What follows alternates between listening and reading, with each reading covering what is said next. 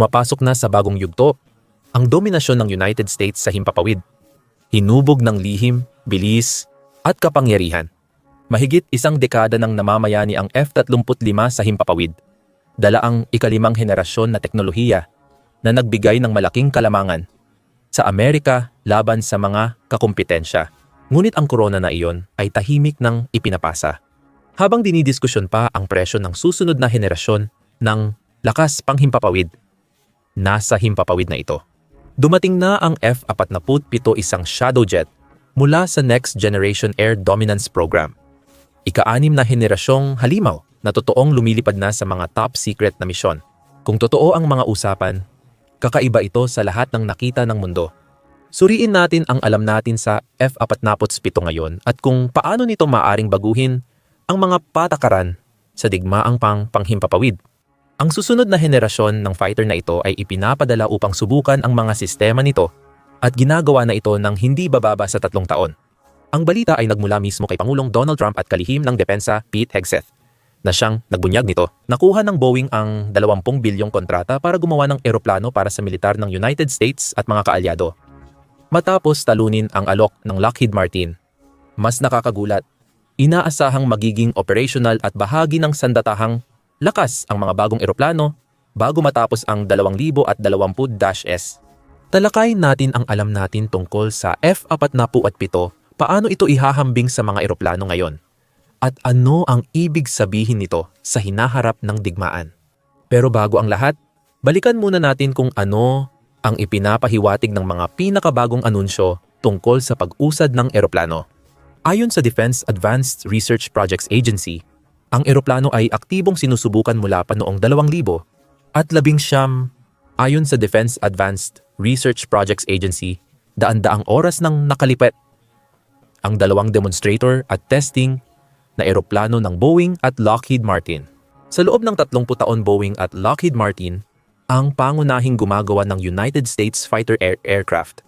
Sinabi ng Defense Advanced Research Projects Agency na nagsimula ang aktibong partisipasyon sa programa noong 2000 at 14 na nagbunga ng halos 10 taong pagdevelop. Dagdag pa rito, sa anunsyo ni Trump na gagamitin na ang eroplano sa 2000 at 30 naging isa ang F-47 sa pinakamabilis na develop na fighter jet ngayon. Ang F-35 ay dinisenyo noong 1900 nagkaroon ng demonstrator aircraft noong 1976 at unang lumipad noong 2006. Pero tumagal ng 9 na taon bago ginamit ng United States Marine Corps ang F-35. Sila ang unang sangay ng United States Armed Forces na gumamit nito.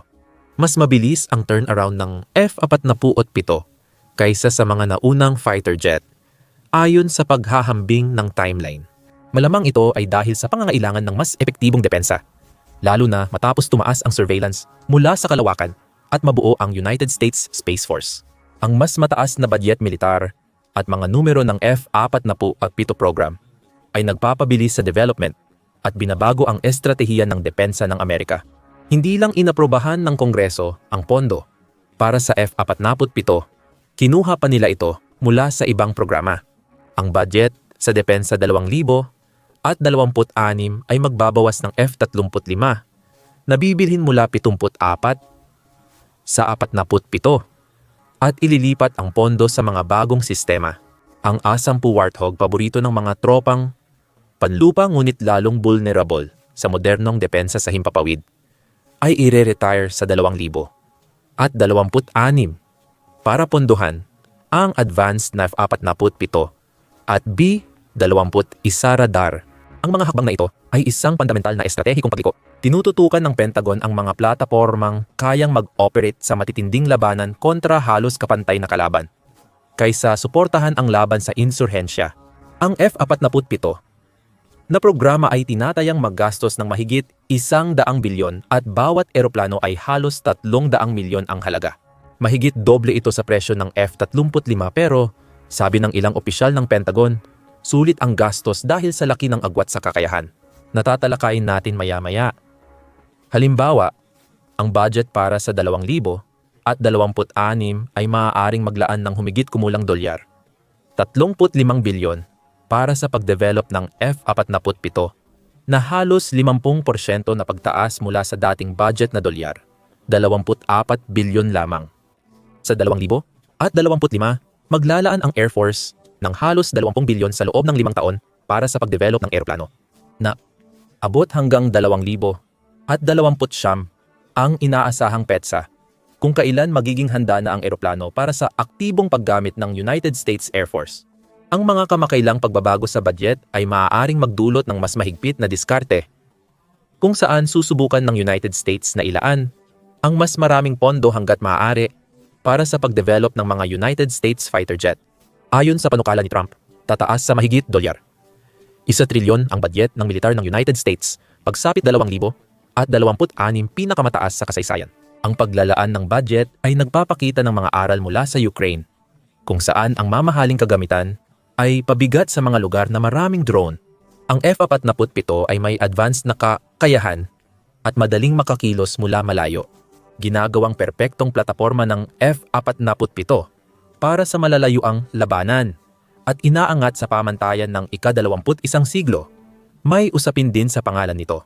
Ang F-47 ay nagbabalik sa 47 fighter bomber na tanyag sa tibay noong ikalawang digmaang pandaigdig.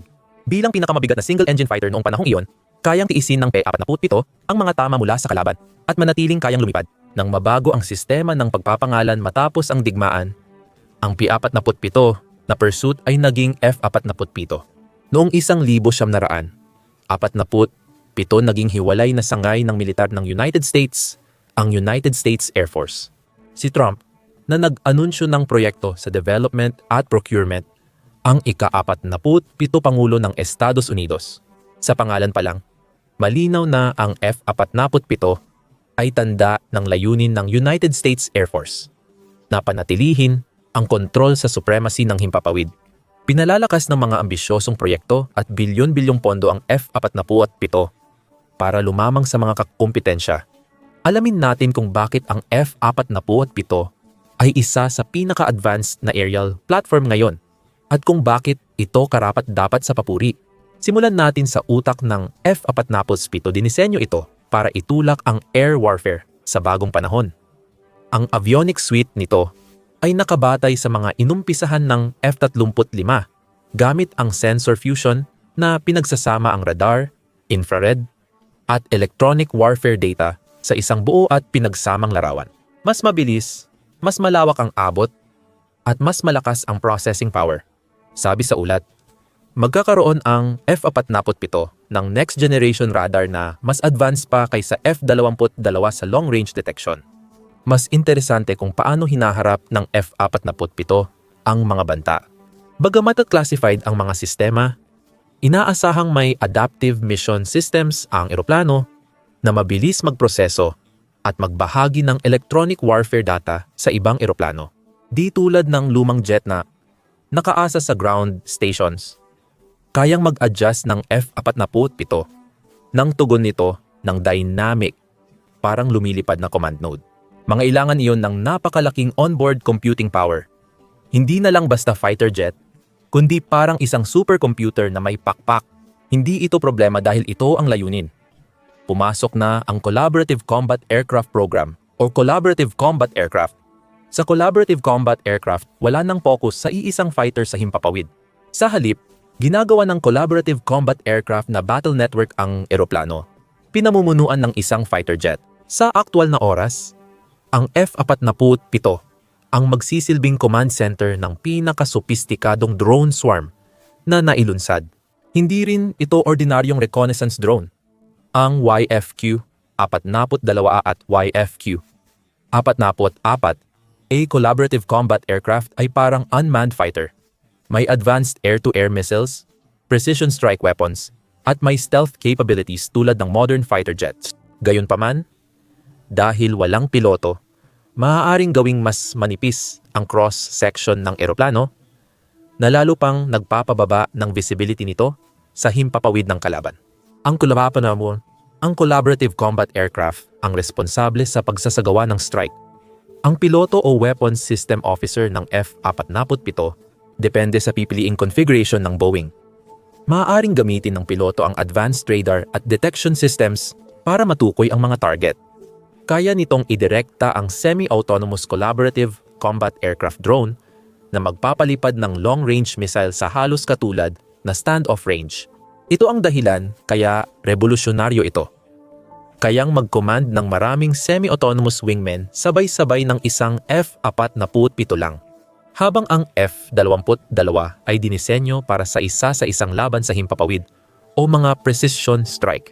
Ang bawat laban ng F-47 ay coordinated swarm attack na naglalagay sa kalaban sa imposibleng sitwasyon at laging may opsyon na magdala ng mas maraming F-47 para sa isang misyon na nagbubukas ng pinto para sa tunay na swarm tactics na kayang lamangan at talunin ang kalaban. Mga deteksyon at depensa system. Ang CCAS ay gumagamit ng Advanced Artificial Intelligence. Parang sci-fi ito 5 taon na ang nakaraan. Natukoy nila ang target, pumili ng armas, at magsagawa ng pag-atake ng kaunting gabay, ngunit hindi sila ganap na autonomous sa mga nakamamatay na desisyon. Tao pa rin ang may final na desisyon kung papayagan ang drone na maglunsad ng pag-atake. Ibinigay ang mahalagang huling kontrol sa United States Forces. May ulat na hindi bababa sa 100 at 85 F-47 ang itatayo para sa United States military batay sa datos ng pagbili hanggang Mayo 2025. Plano ng United States gobyerno na bumili ng mahigit 1,000 collaborative combat aircraft drones ayon sa projection para sa pagsasama ng Next Generation Air Dominance at F-35 fleet. Iyan pa lang ang tantiya ngayon. Bago mailabas ang unang production models, pwedeng lumabas ang mas modernong disenyo na magbabago sa mga bilang na ito. Tungkol naman sa kakayahan ng eroplano na umatake ng mga target mula sa malayo, may 2 pangunahing aspeto kung paano ito inaasahang magagawa. Una, may labanan gamit ang mga sandatang pangmalayuan. Ang F-47 ay may abot na mahigit 1,000 nautical miles, mas malayo kaysa ibang fighter jet, at bilis na lampas Mach 2. Ang mataas na bilis at malayong abot ay sinasabing magmumula sa mas advanced na kakayahan ng mga sensor, pati na rin sa patuloy na pag-unlad ng integrasyon ng mga sistema ng pagtuklas sa iba't ibang plataporma. Pinakamainam na teorya, magagamit ng eroplano ang mga satellite sa pagtuklas habang wala pang dagdag na detalye. Pagkatapos, gagamitin nito ang fleet ng mga collaborative combat aircraft drone para punan ang agwat sa pagitan nito at ng mga kalabang eroplano o mga estratehikong target. Pagkatapos noon, ang mga collaborative combat aircraft drone na ibinebenta bilang may kahangahangang engagement range na humigit kumulang 700 nautical miles ang siyang aako. Dala-dala ang kanilang mga precision strike missile at bomba sa huling bahagi bago ang aktwal na pagpapalipad. Ang ikalawang paraan ng F-47 para mapanatili ang kalamanggan ng Amerika ay ang paggamit ng stealth. Ang kakayahan ng F-47 sa stealth ay tinawag na Stealth Plus, isang klasifikasyon na literal na hindi pa umiiral bago ang eroplanong ito. Ang stealth design ng F-22 ay para sa mga radar ng dekada 90, habang ang F-47 ay ginawa para manatiling di makita kahit sa mga banta na wala pa noon. Nagkaroon ng unang lipad ang eroplanong ito para sa United States Air Force, ngunit classified ang actual na operational model nito. Pero ang pinakamagagandang teorya na meron tayo ay mas epektibo ang materyales at pintura nito sa pagbasag ng mga pattern ng radio wave. Malaki ang posibilidad na ang F-47 ay magkakaroon din ng mga aktibong stealth system na kayang gumawa ng counter signals para tuluyang kansilahin ang mga radar return. Kaya't magiging parang hindi talaga ito nakikita imbes na mahirap lang matukoy. Ang F-35 na may stealth technology ay may radar cross-section na 0.005 metro kwadrado mula sa harap. Pinaniniwala ang may 0.000 isang metro kwadrado na radar cross-section ang F-22 na may Stealth Plus. Sa lohika, mas mababa dapat ang radar signature ng F-47 na lampas sa imahinasyon. Di sigurado kung mapagkakatiwalaan ang mga disenyo o larawang nakita. Kinumpirma ng mga opisyal ng depensa na ang mga inilabas na rendering sa ngayon ay pansamantala lamang at hindi talaga sumasalamin sa magiging pinal na anyo ng F-47, particular na para maiwasan na makagawa ng mga panlaban ang mga kalaban. Tiyak na sinusuri ng Tsina at Rusya ang bawat larawan, kaya malamang na maingat na maling impormasyon lang ang inilalabas ng Pentagon tungkol sa itsura ng eroplano. Ang tailless delta wing ay isang posibleng disenyo ng eroplano na makikita sa satellite imagery. Ang unang larawan ay nagpakita ng eroplano na may canard wing na disenyo. Gayunpaman, ang mga rendering ng panukala ng Boeing para sa Next Generation Air Dominance ay nagpapakita ng delta wing na walang canards. Iniulat na gumagamit ang Boeing ng mga advanced na computational design tools upang paulit-ulit na baguhin ang mga konsepto ng eroplano sa digital na paraan bago gumawa ng pisikal na prototype. Ibig sabihin nito, maaaring magmukhang lubos na kakaiba ang final production na 47 kumpara sa test aircraft. Depende sa inaasahang papel nito. Ipapaliwanag nito ang mabilis na disenyo at produksyon para mailagay agad sa serbisyo ang eroplano sa wala pang 15 taon. Isa pang tanong ay tungkol sa crew ng F-47 na mahalaga sa pagbuo ng programa. Ipinapakita ng desisyon kung paano gagamitin ang F-47 sa labanan. May dalawang option dito. Isang single-seat na configuration tulad ng mga makabagong United States fighter jets o ang double-seat na configuration ng lumang F-17 o F-15E. Ginaya ito sa J-20S ng China. Ang single-seat configuration ay may benepisyo tulad ng mas magaang timbang, mababang gastos, pinadaling integrasyon ng sistema, at mas mahusay na stealth. Sa ganitong configuration, ang onboard na computer at artificial intelligence ang bahala sa karamihan ng sensor fusion, pagsusuri ng banta, at koordinasyon ng mga drone. Papayagan nito ang piloto na kontrolin ang buong battle network at mag-focus sa estratehiya at mahahalagang desisyon. May problema pa rin. Kahit maganda ang progreso ng artificial intelligence, hindi nito kayang pantayan ang human judgment sa mahirap at critical na sitwasyon. Magaling ang military artificial intelligence sa pattern recognition at data processing, pero mahina ito sa pag-intindi ng konteksto at paggawa ng ethical na desisyon. Kasama rin ang sensor data mula sa maraming maliliit na collaborative combat aircraft na sasakyang panghimpapawid. Malinaw na posibleng imposibleng sanayin ang piloto ng fighter jet na tanggapin at iproseso lahat ng impormasyon at magdesisyon habang lumilipad pa ang eroplano. Ang double-seat configuration ay para sa weapons system officer na bihasa sa drone coordination at sensor management. Mahalaga ang partnership ng tao at artificial intelligence sa mga komplikadong misyon na nangangailangan ng mabilisang desisyon para sa tagumpay o kabiguan. Pinapatunayan ng two-person crew model ng F-15E na ang paghati ng tungkulin ng piloto at weapons officer ay nagpapataas ng bisa ng misyon. Siyempre, may posibilidad na ang F-47 ay magkaroon ng configurable na cockpit na maaaring gumana sa single o double seat modes. Depende sa pangangailangan ng misyon. Single seat ang gamit sa high-risk penetration missions para sa mas mataas na stealth, habang two-person crews ang gamit sa komplikadong atake sa maraming target para sa mas mahusay na koordinasyon. Tungkol naman sa configuration ng cockpit, ang cockpit ng F-47 ay kumakatawan sa rurok ng isang ebolusyon. Nagsimula ito sa hands-on throttle at stick controls ng F-16, sumunod ang integrated displays ng F-22 at helmet-mounted display system ng F-35. Ang F-16 ay gumagamit ng mekanikal na instrumento na tinitingnan ng piloto, samantalang ang F-22 at F-35 ay may heads-up display at helmet system na naglalagay ng impormasyon sa antas ng mata. Malamang dadalhin ng F-47 ang konseptong ito sa bagong antas gamit ang augmented reality. Imbes na tumingin sa screen o display ng helmet, may projection ang F-47 na naglalagay ng tactical na impormasyon direkta sa paningin ng piloto. Isipin mong makikita mo ang mga kalabang eroplano na naka-highlight sa pula, ang mga kakampi sa asul, at ang pinakamainam na direksyon ng pag-atake ay iginuguhit bilang kumikislap na mga linya sa 3-dimensional na espasyo. Ang side-stick configuration na unang ginamit sa F-16 at pinahusay sa F-22 at F-35 ay mas mahalaga na ngayon sa F-47, kung saan kailangan ng piloto ng malinaw na tanaw sa sabay-sabay na impormasyon dahil kailangang magkoordina ng maraming semi-autonomous drone na may dalang toneladang pampasabog. Mahalaga ang bawat pulgada ng espasyo sa cockpit.